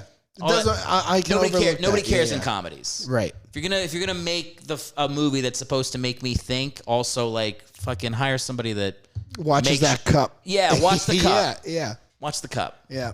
It didn't do it for me. And the whole like the Bruce Wayne and being the dad. I also love that like Bruce Wayne's gonna fight the Joker when the Joker is 80. Yeah, what? And it's like he's a little kid, and they're half brothers. What? Right? Because I forgot that part. Yeah, I fucking forgot that part. I mean, come on. I forgot that part. Come on, it's fucking bullshit. Yeah, it wasn't for me. Hey man, the Tim Burton Batman. I liked them both. Big fan of both of them. Yeah. Weird. Sure, but good. And they just got weirder. Yeah, Batman Returns is a fucking weird movie. But I'm into it. I do like it. Yeah. And I thought Danny DeVito, Michelle Pfeiffer, I like Michael Keaton. I'm excited to see him back in the Flash movie. Like, I'm excited for all that. Yeah. I liked it a lot. I'll tell you what I like. Yeah, tell me. I like that you go to the movies with a very real possibility of walking out. Like, you sit down, a movie starts, and in your head you go like, I might be walking out of this motherfucker. You better believe it. 45 minutes to an hour, I might be fucking gone. Dude, time's valuable. To me, I'm like, I'm a real, now I feel like I'm suffering from the sunken cost fallacy where I'm like, I paid fucking $20. I got popcorn. You should look at it like I just spent $7 of that, and I would pay $7 not to watch this anymore. Yeah. Mind blown. That's something for the audience to chew on. Yeah, right? That's how I go about it, dude. I will not fuck around with that shit. I will be. Plus, I'll also reason with myself. So I was watching like that last Jurassic Park where all the dinosaurs are in the big mansion or whatever. You know what I'm talking about? The Jurassic World. It's called Dinosaurs in a Mansion. Jurassic Park, Dinosaurs in the Mansion. Say it was. I'm sitting in this like, well, all right, we're not on the island. That kind of sucks. So I was like, all right, we got all the dinosaurs, so that's cool. So I was like, I'm watching this, kind of disappointed. And if somebody came up to me and said, hey, you want to go watch a movie with a spooky mansion with a bunch of dinosaurs running around in it? I go, fucking right now. Yeah, let's go. Let's do it. Just don't think of it as Jurassic Park. There was one Jurassic Park. Everything else, you just got to be like, all right, fuck it. You know, this is just fucking fun. This is fluff for me. The second Jurassic Park, it's still Spielberg. Yep. It's not. It's obviously not the first Jurassic Park. Agreed. It's still pretty fucking good. Yes, sir. Like that second one. Me too. Yeah. Yeah. See, they're the only two that it's like, yeah, I like those. Yeah. Like if there was no first Jurassic Park, we'd be like, holy shit. That trailer scene, so fun. Getting shoved off the cliff. Yeah. What a blast. I like that. I like the dude that gets eaten from the West Wing that gets eaten by the two T-Rexes. And then one of the bad guys is like, they just fed. And then Jeff Goldblum gets mad. Because he's like, he had a fucking name. He had a name. Yeah. I don't know why, but I'm like, whenever that part happens, I'm like, yeah, stick up for him. He's just been eaten. His fucking name was Hector. It's one of the first times, I think, where somebody gets eaten and you're not like really happy they get eaten. Sure. Mostly in the first one, I can't think of anybody that gets eaten where you're like, oh, this is one of the guys I like. Yeah. Who? He was very likable. The gadget guy. Yeah. I like the guy, the clever girl guy. He's all right. But they took time to develop West Wing guy. They did, and then they fucking get him ripped apart. But he went out in an epic way. He did. That was like one of the best kills, probably in all of the Jurassics. It's literally like that. Getting eaten off the toilet, I think, might be the ultimate. That might be the and then the way he swings him with his legs. Set the tone for the rest of them, for sure. Because it's because you're so vulnerable when you get in the bathroom. Without the toilet eating, you don't get. And let me say, this is why I don't love horror as much as I like something like Jurassic Park, which is in a way a horror movie, but it's PG-13, so it's like less about the gore and somebody screaming after their dick's been cut off or whatever the fuck. But it's like psychologically when you watch Jurassic Park, you're like, I take a shit. That guy was taking a shit. And a fucking dinosaur knocked down the wall and ate him off the toilet. Imagine just being like... Yeah, like in that moment, your fucking pants... Like, that's so... It's so scary. It's like in The Dark Knight's another great thing where he's fucking cutting the dude's face. Yeah. You don't got to see the dude's face getting cut. You just see the back of his head. You see the Joker's face when he does it. The guy's body falls and you're like... It's almost scarier to not have to watch the gore. Oh, that's the Alfred Hitchcock. You let them let the audience play with their imagination. Whatever they can dream up in their imagination, scarier than anything he can put on the screen. The only difference is that also Hitchcock movies are so fucking boring. Man. Try to watch them now, man. You're like, whoa. Yeah, I mean, now, how about when you were Vertigo. a kid? I remember my dad trying to sell me on Birds, and like my dad was like Birds all is about rough. dude, all hyped up. He's like, "Oh, Alfred Hitchcock," and I was like, "All right." He's like psyching me up. We sat down and watched it, dude. I was putting me to sleep. Birds is for the birds, if you ask me. Oh, Can't do it. All right, we went an hour and a half. We got to wrap it up, man. You got to get to your thing. I do. Oh, shit. Before we leave, though, I should have asked you if you had something to plug, but you just take time now. Where can Bring in the Backups fans follow Matt Dann, find your shit? So on Instagram, like everybody else, right? And it's like that, and Facebook seem to be our biggest contacts list. But I never go on Facebook. I fucking hate that shit. That's for your aunt. It's a great way to hate your friends and family. It really is. It really is. But yeah, Instagram, Matt Danimal. It's Matt with one T. My last name's Dan with two N's. Matt Dan Immel. And then I'm not on Twitter too, or I think maybe just Matt Dan. But if you find one, you can probably find the other.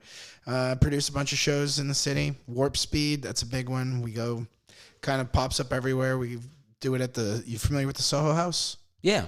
We've got it at the Soho House often. We've got it over at the Glendale Room, which is, I'm actually headed there tonight to do another show. Yeah. I post all my shows on Instagram, and always out there at least 3 to 5 times a week hitting up shows. So awesome, man. Yeah. So if you're in the Southern California area, check out Matt. He's a very funny comic. And thanks for coming on the show, man. Dude, thank you so much for having me, man. Come back. I would love to. I've had a lot of guests who don't know shit about sports. Well, I know a little bit about just a few things.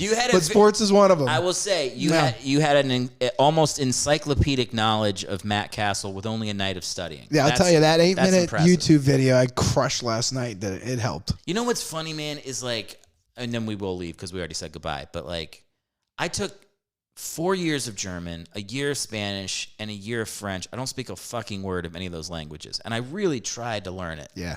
But I can watch like a 5-minute video on Sean King of the Bucks and why he didn't get a fair shake and remember every fucking word. Yeah. The difference of like actually giving a shit about something helps so much with your memory. Like I have the worst memory except for shitty 90s backup quarterbacks. And then I've got it all fucking ready to go. We're ready to go. Ready to go. The Rolodex. Yeah. Let's talk about who Rodney Pete threw an interception against in that playoff game against the Lions, because I fucking know. Sean King, though. I actually liked him back in the day. Tampa. I got a podcast episode about him. I think I titled it "Sean King Should Fuck Brad Johnson's Wife," because it's really not cool. Really not cool. Because Brad Johnson's not that much better than Sean King. I didn't think he was great. I thought he had a few good years in Minnesota, but I didn't think he was great. Brad Johnson's if it's 2nd down and 12, you throw a 2-yard screen pass. And then on 3rd and 10, you punt because he's terrible. Was a terrible. You're punting on 3rd and 10. Why even try? You're like, just fuck it. Catch him off guard with a secret punt. Yeah. He was the worst. And I was like, why don't you just let Sean King keep developing? Like, his rookie season. He was like one of the first QBs I could remember that actually had wheels, too. Like, that kid could scramble. He could move. Had a great season at Tulane. I think he was the quarterback the year they went undefeated in 98. But that scrambling, that mobile quarterback was not a thing then. Everybody was still looking for the pocket passer. Yeah. It almost like, I mean... Look, before its time. Before its time. I mean, I loved Randall Cunningham as a kid, and he was very much before his time. Yeah, absolutely. I mean, but he was still successful, obviously. But it wasn't until you finally had Mike Vick come out of Virginia Tech, and then it was like, oh, this is a thing that could actually work and win games. Yeah. Yeah. And the fact that he was fueled by dogfighting, I love too. Absolutely. I thought that was a really important part of the concoction that made him a successful without the dogfighting, you don't know Mike Vick's name. He really wasn't that good. I wonder if it was the dogfighting that really made him who he was. Dude, I was supposed to interview him. The day that story broke, he was doing a football Michael Vick? Yeah, because I lived in Newport News. I went to a school, Christopher Newport, right down there, so close to where he grew up. Yeah. And he was doing a football camp, and I was the sports football beat writer for the CNU paper. And he was supposed to be doing this like charity thing. So I literally was like the night before preparing questions for Michael Vick to ask him, and like amongst like 10 other journalists or whatever. And then this dog that fucking shit. story broke that morning. And I was like, I don't think I'm going to talk to Michael Vick today. as the fucking helicopter's zooming around his shit. Oh, That was wild. I wish you just sent a text like, still on for noon? Yeah, so we get to talk about Hampton Pee Wee football. Yeah. I think he had other priorities. Possibly. Brother, it was good having you on the show, and come back sometime, man. We'd love to have you. Yeah, please, man. I would love to do it. Awesome. Thanks, Eric. Thanks for listening to the show. If you'd like to support us for free, there are many ways to do it. Start by subscribing on whatever platform you're currently listening on. If you're on Apple Podcasts, write a 5-star review. And if you're on YouTube, like the video and leave a comment. On ErickHellwig.com, you can subscribe to the newsletter and click the track button to follow Erick's stand-up dates and never miss a show when he's in town. To support the podcast financially, visit the merch store via Erick's website. Thanks again for listening, and we'll see you on the next show.